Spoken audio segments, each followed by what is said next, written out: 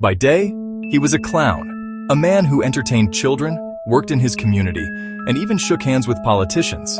But by night, he was something else entirely.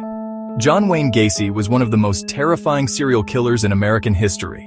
Between 1972 and 1978, he murdered at least 33 young men and boys, hiding most of their bodies in the crawl space beneath his own home. This is the story of the man known as the Killer Clown, a man who wore a mask of laughter while committing some of the most horrific crimes the world has ever seen. John Wayne Gacy was born on March 17, 1942, in Chicago. To his neighbors, he seemed like an ordinary man.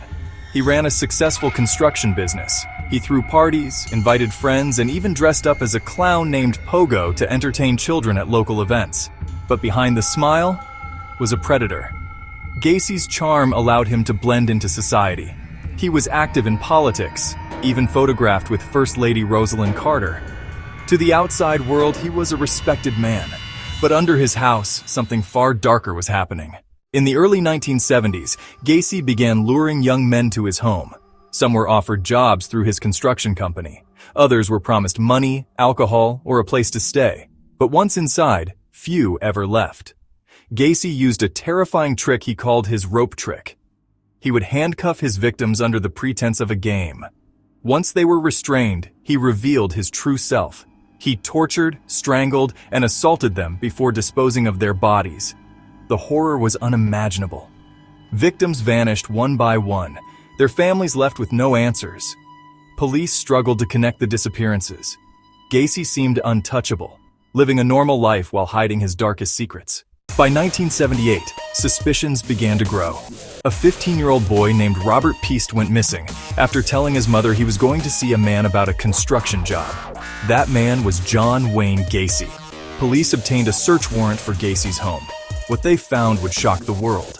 The crawl space beneath his house was filled with bodies, buried in shallow graves, victim after victim uncovered. The smell of death so strong that even seasoned investigators struggled to breathe. In total, 29 bodies were found in his crawl space. 4 more were discovered in rivers nearby.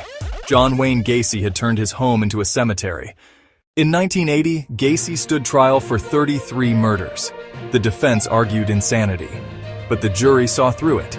The cold calculation of his crimes, the planning, and the double life he led proved he knew exactly what he was doing.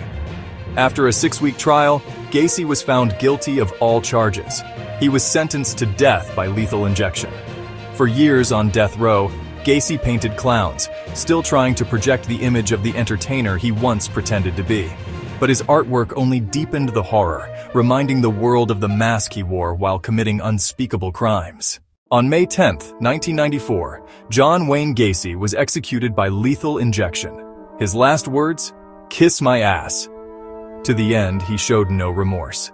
John Wayne Gacy lived as 2 men, the friendly clown who brought joy to children, and the monster who buried his victims beneath his own home. His story is a chilling reminder that evil doesn't always look like a monster.